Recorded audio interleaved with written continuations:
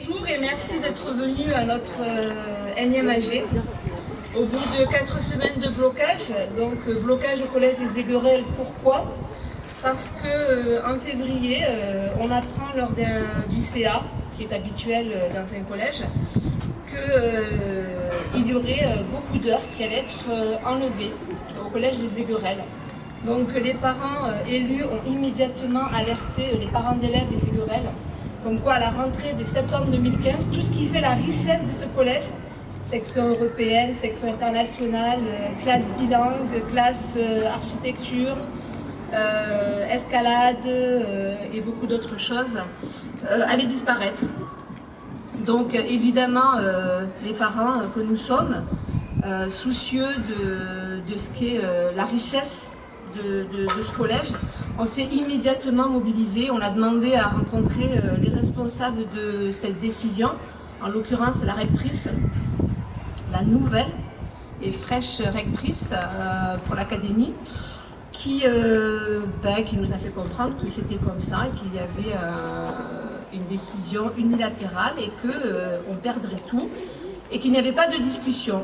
Donc au début, il n'était pas décidé de bloquer le collège. On a voulu faire une action de discussion. On a voulu parlementer. On nous a refusé ce droit de parlementer. Donc on s'est octroyé le droit de protéger ce lieu qui pour nous est quand même sacré, puisque c'est de là que vont sortir les futurs citoyens qui font quand même la belle nation qu'est la France. Donc on est allé dans un mouvement, on pensait qu'il ne durerait pas plus d'une semaine. Et puis on s'est fait, pour parler un petit peu trivialement, balader par les institutions. Et d'une semaine, on est arrivé à 2 semaines, de 2 semaines à 3 semaines, et de 3 semaines à 4 semaines. Et là, on est arrivé dans une situation tellement désespérée qu'on a voulu interpeller nos élus, ceux pour qui on a été votés, ceux qui sont nos représentants, qui sont censés écouter le peuple et faire les choses pour le bien du peuple. Donc, on est allé taper à la porte de M. Vignal, qui a répondu à notre appel, parce que c'est un appel, c'est pas un jeu, on a d'autres choses à faire. Nos enfants, ils ont besoin d'être instruits, pourtant cette situation est assez quand même catastrophique. Donc voilà, Monsieur Vignal, ce qu'on veut de vous, c'est de l'aide, un appel au secours. On espère que vous allez y répondre et surtout que vous allez nous trouver une solution. Et la solution, nous on connaît ce qu'on veut. J'espère qu'on va y aboutir. Je vous laisse la parole. Quelle pression, madame. Écoutez, moi je suis là, les parents d'élèves m'ont convoqué. Ils sont déjà venus me voir à la permanence il y a quelques jours, et tant mieux, parce que c'est ça d'être élu. C'est pas que de couper des cordons, c'est d'être là quand ça marche pas. Je comprends pourquoi il n'y a que 50% des gens qui votent pour les élus, parce qu'ils ont l'impression qu'ils servent à rien. Ou ils servent juste à se servir et à pas servir les gens. Moi, je ne vais pas revenir sur les détails des chiffres qui ont été énoncés. Aujourd'hui, bien sûr, vous l'avez dit, madame, on est dans une situation très critique. Un collège est occupé depuis 4 semaines. Alors, vous m'avez dit, en arrivant, que le rectorat parle de pression, et de pression extérieure. Moi, je ne ressens aucune pression. Ce qui m'intéresse, c'est que ce collège y redémarre. Alors, c'est vrai que la rectrice vous a dit qu'elle ne comprenait pas pourquoi les élus de la République s'occupaient de votre dossier et qu'elle ne supportait pas la pression. Moi, je vais être très clair. Aujourd'hui, je laisserai à la presse. Il y a 12 élus qui ont signé pour que ce collège redémarre. Et je vais les citer. Fanny Dombrecoste, députée de la 3e circonscription. Jean-Pierre Moore, conseiller municipal. Julie Fraîche, conseillère municipale. Moustapha Mazdoul, conseiller municipal. Michael Delafosse, conseiller départemental, conseiller municipal. Hervé Martin, conseiller municipal. Véronique Pérez, conseillère municipale. Françoise Bonnet, conseillère municipale. Jean-Louis Roumégas, que j'excuse, que je retrouverai demain matin à Paris, puisqu'on a une réunion demain matin. Kléber Mesquida, président du conseil général député. Frédéric Roig. Ça fait 12 députés. Donc je dis gentiment à la rectrice que quand on est élu, on s'occupe des gens. Sinon on n'est plus élu, on fait autre chose. intervenir. Justement, je vais revenir sur ça parce que hier j'étais à l'entretien avec. Donc j'étais à l'entretien hier, à l'audience avec Madame la rectrice. Et clairement, quand nous lui avons expliqué que nous avions demandé de l'aide aux députés, elle a clairement dit que les députés, voilà le geste qu'elle a fait. Voilà, et qu'elle était au-dessus de cela. Donc pour elle, effectivement, vous ne servez que les coupes de champagne et couper les rubans. Donc le côté humain, elle s'en moque de toute manière, hein, qu'elle avait 210 établissements à gérer et qu'elle est pour l'équité. Voilà ce qu'elle nous a prononcé pendant à peu près 1h30. Voilà, donc nous, le côté humain, on ne l'a pas vu. Donc quand on l'a interpellée sur cette fameuse marge d'heure, elle a simplement dit « Bon, ben, je l'étudierai pour le mardi, donc après la rentrée ». Donc nous sommes dans un mouvement depuis 3 semaines. Le mardi de la rentrée, ça fera 4 semaines, ça fera un mouvement de 6 semaines et demie. Donc là, je pense qu'elle se moque clairement de nous. Bon, moi, je vais être clair, je n'ai pas de compte à rendre à la rectrice. J'ai été élu avec vos voix ou pas vos voix. Donc quand on est élu, c'est vraiment, je l'ai dit tout à l'heure, c'est de servir. Alors, concrètement, moi, ce que j'ai voulu dans cette situation-là, c'était comprendre. Je reçois des parents d'élèves qui m'expliquent qu'il y a la dotation 441, la DGH. Je vais être très clair avec vous, je ne comprends pas tout ça. Mais je me dis, normalement, dans un travail d'élu, c'est de dire, tiens, j'ai entendu une partie, je vais écouter l'autre partie. J'ai appelé le recteur, la rectrice. Effectivement, le vendredi après-midi, le directeur de cabinet est venu, certains d'entre vous l'ont vu, et on a commencé à travailler. Moi, j'estime que ma place, et celle de mes camarades élus, c'était justement d'être dans un rôle de médiation, parce que c'est aussi pour ça qu'on est élu. Donc, on s'était engagé, vous étiez tous là, le directeur s'est engagé en disant que le mardi 7, il nous rendrait compte. Aujourd'hui, c'est vendredi, je n'ai aucune nouvelle. Si ce n'est quelques pressions, on me dit « Ah, tu sais, dans ta circonscription, il y a des collèges, et si un jour tu as besoin du rectorat, ça sera compliqué. » C'est pas le souci, ça. Le souci, c'est de régler des problèmes. Alors, quel est le constat pour le collège de demain? Moi, je défends des idées. Je vais être très clair avec vous, les parents d'élèves, je vous aime bien, mais je défends des idées. Parce que c'est pour ça qu'on fait de la politique. Et je ne peux pas comprendre cette logique de tableau Excel qui nous parle d'étiqueter en nous disant l'équité, c'est les mêmes moyens pour tous. Ce n'est pas vrai. Moi, je pense qu'aujourd'hui, le collège, ce n'est pas une entreprise. C'est une institution qui a une mission. C'est un parcours éducatif pour nos enfants. Donc moi, je veux accompagner cette équipe éducative sur le chemin de la réussite. L'éducation, c'est un travail sur le long terme, dans des établissements comme celui-ci, qui reçoit aussi des publics en difficulté. Et c'est pas que celui-là. Et quand on parle de mixité scolaire, si ça continue, ça sera les établissements privés qui seront plus mixtes encore que les publics. Donc c'est pour ça qu'aujourd'hui, moi je me battrai jusqu'au bout avec vous. Tout simplement, parce qu'on ne va pas se tromper de combat. Le combat pour la réforme des collèges efficace, c'est pas de se baser sur une égalité de moyens, mais sur une égalité de projets. Et donc dans cet établissement, entre les enseignants qui peuvent faire des théâtres, des scènes de théâtre, venir le week-end monter des quérons, donner des cours bénévoles et se retrouver au bout de 10 ans, alors qu'il a failli fermer, on leur dit principe d'équité, on vous vire 50 heures et vous rentrez dans un modèle. Moi je ne peux pas la semaine prochaine passer 4 heures dans la commission éducation, on travaille de réforme du collège, expliquer le monde idéal avec 2 langues à partir de la 6e et la 5e et arriver sur nos territoires, et parce que Madame la rectrice a décidé que c'était que l'équité, donc ça c'est pas possible, tout simplement. Ce n'est pas une rébellion envers la rectrice. Moi la rectrice c'est très bien, elle fait son travail, elle a 200 collèges, très bien, elle a 39 000 collaborateurs. Moi ce que je demande, plus que l'équité, c'est qu'on respecte les gens qui ont la foi et qui ont envie de faire des choses. Toute la journée je raconte qu'il faut vivre ensemble, je raconte que la cohésion sociale, la mixité, la mobilité, ben là on a un modèle et on ne va pas le casser. Donc qu'est-ce que je demande moi, avec les parents d'élèves? Je tiens à vous le dire. Facile. Est-ce que Madame la rectrice est isolée? Moi, je vais être très clair. J'ai eu 2 dossiers avec le rectorat. Le premier, c'est une école à Saint-Just, qui a très bien fonctionné. Les parents d'élèves, les enseignants, on a travaillé 1 semaine, on a eu une ouverture de classe supplémentaire. Je vous l'ai dit l'autre fois à l'AG, c'est sur Lunel, une ville difficile, où les gamins à 14 ans sur Facebook, ils disent à ses copains martyrs, parce qu'il y en a 6 qui sont venus dans des caisses en bois, quand je serai grand, j'irai te rejoindre. Ou les gamins qui expliquent à 14 ans sur Facebook qu'un juif est un ennemi. Donc on a du gros travail à faire, et les enseignants, c'est pour ça qu'on compte sur vous. Donc quand on voit le travail qu'on a fait à l'UNEL avec une partie du rectorat, parce qu'au rectorat, que ce soit la DAZEN ou les inspecteurs, ils ont envie de faire bien leur travail. Donc aujourd'hui on en est où là? Moi je dis gentiment le message même à la rectrice. Elle doit agir en conséquence et assumer ses responsabilités. Je ne fais que m'intéresser à la vie réelle des gens, les parents, les enseignants et nos enfants.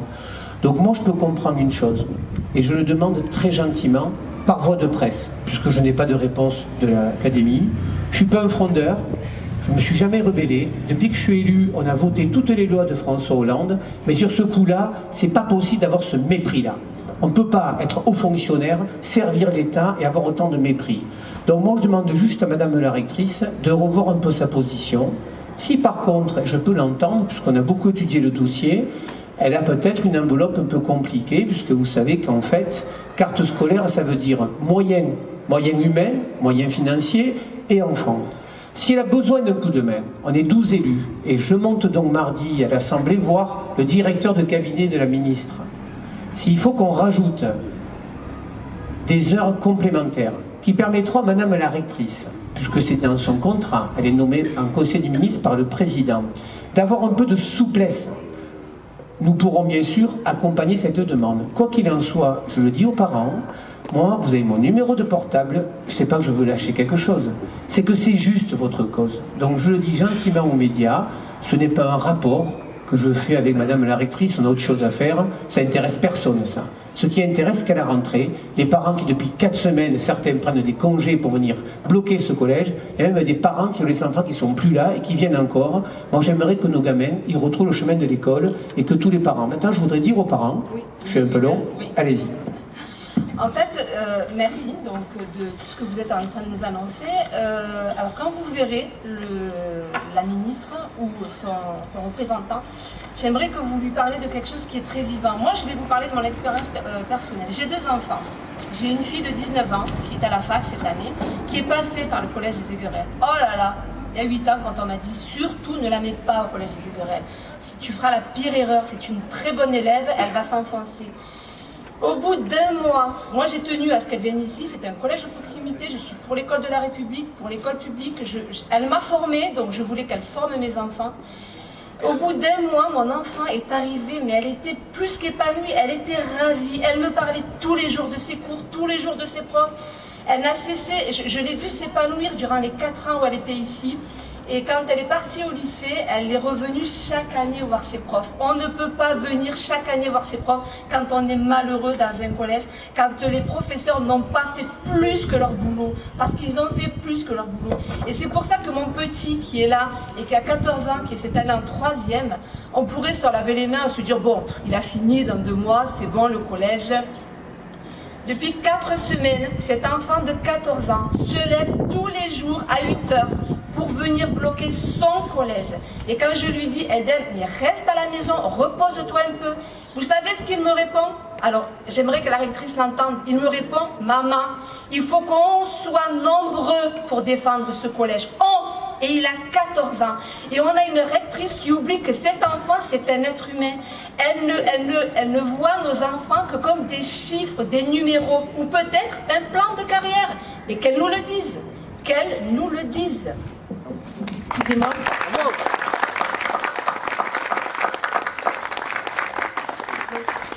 Je souligne juste que Mme la rectrice ne savait pas, donc elle ne connaît pas les élèves, et en plus elle ne sait pas que le collège des Aiguerelles, s'ils en faisaient ou pas.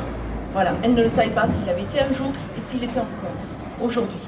Donc elle ne connaît pas le dossier. Elle ne le connaît absolument pas, même si elle dit le contraire. Oui, si je peux me permettre de prendre la parole, effectivement, elle ne connaît pas le dossier. Je suis très surprise de ce que tu dis, Aurélia, mais ça ne m'étonne pas, puisque c'est la situation actuelle. Ça fait 4 semaines maintenant qu'on bloque le collège. On est pas à bout de souffle, mais quasiment. On a besoin de renouveler cette énergie en ayant espoir, en gardant espoir dans un résultat prochain et très prochain, je l'espère, pour nos enfants, pour les enfants du quartier, pour tous les enfants de la France. Il y en a assez qu'on ne soit pas écoutés. On a fait tellement d'actions, tellement d'efforts et on ne nous entend pas. On a l'impression qu'on a un interlocuteur qui ferme ses oreilles, qui n'entend pas notre message, alors que notre demande est légitime. Donc il serait temps que Madame le recteur, vous fassiez quelque chose pour nous aider, pour débloquer cette situation qui dure et qui qui est trop difficile. Alors nous, on sait juger la hauteur de notre responsabilité vis-à-vis de nos enfants, mais sachez-vous le faire aussi de votre côté et nous apporter une solution. Car là, c'est pas possible, ça ne peut pas durer plus longtemps. Ça fait 4 semaines, là il y a 2 semaines de vacances, qu'est-ce qu'on fait? On attend une réponse après les vacances, et c'est pas possible. Là, c'est vraiment, je sais pas, qu'est-ce qu'elle veut faire? Elle veut qu'on lâche, qu'on baisse les bras, mais on ne baissera pas les bras, puisque l'enjeu c'est l'avenir de nos enfants. Donc on ne baissera pas les bras. Notre demande est légitime. Voilà. Donc c'est...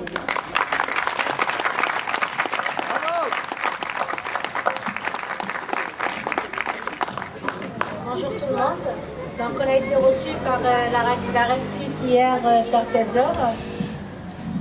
Vers 16h, donc moi je suis arrivée un petit peu en retard, hein, et puis du coup, heureusement je suis arrivée en retard parce que rien n'a été fait quand même, sauf elle nous a dit, bon ben je vais réfléchir pendant les 2 semaines, alors que nous on a bloqué le collège pendant 4 semaines, et elle au bout de 2 semaines, pendant les vacances où les parents ne seront pas sur place, elle va réfléchir.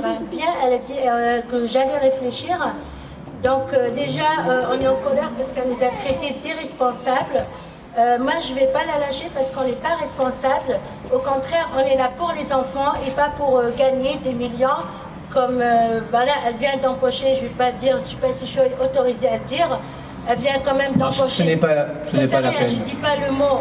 Un gros chèque quand même, une petite prime, hein, paraît-il. Alors qu'eux, ils nous enlèvent 55 heures, c'est quand même malheureux d'embaucher un gros chèque et puis dire « Ah non, vous n'avez pas le droit de ces 55 heures ». Donc je trouve que c'est malheureux. Donc moi, elle nous a traités, nous les parents, d'irresponsables. Alors là, franchement, on va être irresponsables. Et je suis désolée pour les parents qui ne sont pas d'accord pour le blocus. On ira jusqu'au président et on bloquera encore plus le collège jusqu'à ce qu'on nous redonne nos horaires. Bravo!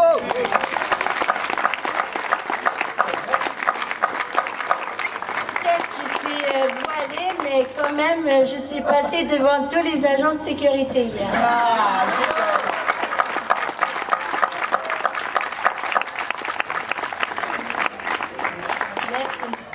Donc on va donner la parole à la presse si vous avez des questions. Nous ne voulons pas un enseignement au rabais, nous voulons les heures qui permettent de garder les projets tels qu'ils étaient jusqu'à maintenant. Voilà. Moi, si je peux rajouter, je vous l'ai dit, c'est un problème de projet. On ne peut plus toujours être sur le tableau Excel. On a la chance d'avoir dans un collège une union, une chaîne d'union entre les parents, les enseignants, un collège qui fonctionne. On ne peut pas toujours les traiter comme des numéros. Donc moi, je ne suis pas convaincu de la démonstration qu'il y a eu vendredi soir. On nous a expliqué par A plus B qu'on ne ferait 4 groupes, on en faisait 3. S'ils veulent aussi, on n'a qu'à mettre les 400 gamins dans une seule classe. Et on met qu'un enseignant, on fera des économies. Je rappelle que le budget, c'est avec vos impôts, messieurs, dames, c'est le premier budget de l'État. Exactement. Et on a embauché 60 000 enseignants qui vont sortir aujourd'hui pour être en phase. Donc, on est fou en France.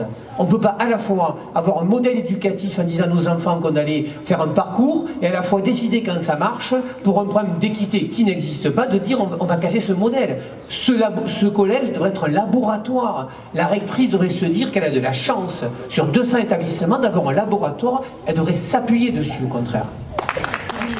Monsieur Vignal, en fait, quand vous parliez de politique d'équité, moi je suis parent d'élèves lambda, donc je ne comprends pas forcément tout, mais en tout cas, quand on parle de politique d'équité, pour moi, ça voudrait dire qu'on donne les mêmes moyens de la même manière aux établissements qui sont dans le même schéma de fonctionnement, je pense. Et quand je sais que, quand on a entendu parler de la Croix d'Argent, de leur mobilisation de 2 jours, hein, à peu près, donc au bout de 2 jours, ils ont eu ce qu'ils voulaient, ils demandaient à peu près les mêmes choses que nous, d'après ce que je comprends. Et aujourd'hui, nous, on attend toujours, ça fait 4 semaines qu'on bloque le collège, qu'on bloque l'enseignement qui est l'enseignement aux enfants. Donc j'aimerais bien comprendre où se situe la politique d'équité là, dans cette situation-ci. Nous, on attend désespérément, on attend qu'on nous entende, qu'on réponde à notre demande. Alors on a expliqué plusieurs fois, alors vous, journalistes, vous n'avez pas forcément toutes les données, mais les personnes qui sont concernées et qui sont détenteurs du pouvoir ici, de nous donner des heures ou pas, ont toutes les informations. Ils ont la capacité de savoir que nous, notre demande, elle est légitime. Donc qu'est-ce qu'ils nous proposent aujourd'hui pour débloquer cette situation ?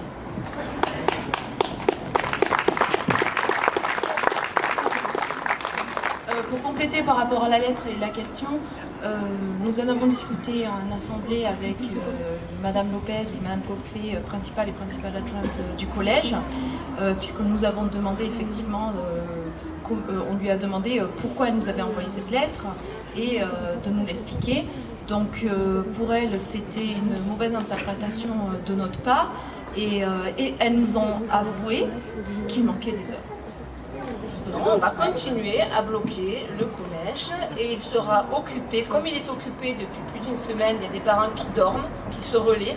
Alors je vais vous dire, il y a des parents qui travaillent toute la journée, qui arrivent le soir après le travail, qui viennent soutenir les parents qui ont occupé toute la journée, qui dorment au collège pour maintenir la pression, qui se lèvent le matin très tôt, qui vont au travail toute la journée et qui recommencent, et ça depuis une semaine. Et on continuera lundi à 8h, il n'y a aucun problème, aucun souci. Le problème d'équité, c'est un problème de mixité sociale. Pour moi, ce que j'ai toujours appris, et ce que j'enseigne à mes enfants, ce que je leur apprends, c'est que quand on veut être équitable, c'est qu'on donne à autrui ce qu'on a. C'est pas qu'on enlève à Pierre pour donner à Paul. Ça, c'est pas de l'équité, ça.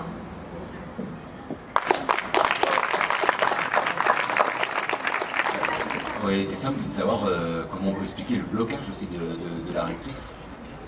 Justement, on ne l'explique pas, mais par contre, apparemment, ils ont commencé à travailler déjà que vendredi dernier, après 3 semaines de blocage. C'est Monsieur Tiffen, donc le directeur du cabinet de la rectrice, qui a dit à nager devant tous les parents qu'ils avaient commencé à travailler au bout de 3 semaines de blocage. Et donc là, hier, quand ils nous ont reçus, ils vont travailler pour voir s'il n'y a pas une petite erreur sur la marge accordée au Collège des Aiguerelles. Mais il leur faut de hier jusqu'à mardi après les vacances pour travailler. Voilà. Il leur faut du temps apparemment. Et une question pour Monsieur le député. A priori, ce dossier, ça serait la rectrice qui l'aurait mal géré dès le début. Moi, je suis assez clair, vous me connaissez assez. C'est du mépris. On n'accepte pas le mépris ici.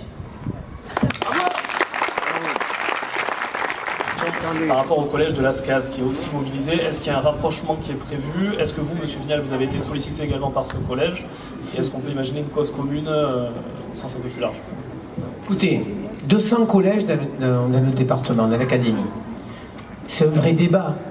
Parce que bon, on est en train de dire aujourd'hui qu'il y a des vilains, des gentils et des méchants. On est bien d'accord. On a mis les moyens pour l'éducation nationale. Moi, je connais bien l'ASCAS quand j'étais adjoint. Avec l'équipe, il y a une superbe équipe aussi à l'ASCAS. Et encore une fois, si j'insiste, c'est que les enseignants, en manière générale, font un excellent travail. Et à l'ASCAS, on a ouvert un club de judo qui fonctionne très bien, avec l'agro à côté, et un théâtre. C'est avec Anne Maillard qu'on a fait ça. En 2008, il n'y avait que 300 enfants. C'est un collège qui devait accueillir 1000 enfants. Il y avait eu un élu qui avait une idée qui voulait mettre l'école occitane en faisant un mur étanche, ce qui était une folie. Aujourd'hui, les enseignants sont montés à 700. On commence à faire une mixité. Moi, ma vision de l'école, pour moi, je ne crois pas à la mixité. Il y a des ghettos de riches et des ghettos de pauvres. Par contre, ce que je crois, c'est la mobilité urbaine. Ce que je crois, c'est que si nos gamins font des choses ensemble, s'ils travaillent ensemble, plus tard, ils pourront vivre ensemble. Parce que c'est comme ça. C'est pour ça, quand je vois, moi, des gens qui me disent « j'ai mis mon gamin dans le privé », je ne les condamne pas. Je ne les condamne pas parce qu'on veut tous le meilleur de nos enfants. C'est pour cela que je suis très en colère. Parce que quand je vois qu'ici, on peut donner le meilleur aux enfants, qu'il y a un vrai projet, qu'il y a des équipes enseignantes, qu'on veut apprendre l'anglais, l'allemand, qu'on veut donner à nos enfants de la République une autre vision de la société. Et c'est pareil à l'ASCAS. Ils se battent depuis longtemps. C'est un quartier plus difficile, l'ASCAS, puisque c'est les gamins qui viennent du Petit Bar, des Cévennes. C'est compliqué, on le sait tous. Mais si on veut changer le regard des gens, et c'est pour ça que je dis à Madame la rectrice gentiment, qu'elle passe d'un visage qui dévisage à un visage qui envisage pour l'avenir. C'est mon message que je lui dis. C'est pas un rapport de force qu'on fait là. Nous on n'est pas là, les gens ils sont pas là pour faire plaisir d'être dans la rue. C'est qu'aujourd'hui elle ne peut pas rester autiste. Elle ne peut pas rester autiste. La négociation, ça se fait à deux à un moment donné. Donc si elle ne se rend pas compte qu'il y a des élus qui viennent, des anciens, des parents, c'est un dû. On ne s'amuse pas là. Donc ce qu'on lui demande aujourd'hui, c'est de faire un petit pas. Et si elle ne fait pas le pas, on continuera. Je n'ai jamais écrit à un ministre. Vous avez mon assistant pour le dire, ça m'est jamais arrivé. Parce que moi, j'estime que quand on a des choses, on les règle au niveau régional. C'est la première fois que je fais une intervention au haut niveau. Et je trouve que c'est pas bien. Parce qu'en principe, quand on est grand et adulte, on règle nos problèmes au niveau territorial. Mais comme on a quelqu'un qui est autiste en face, on est obligé de passer en dessus.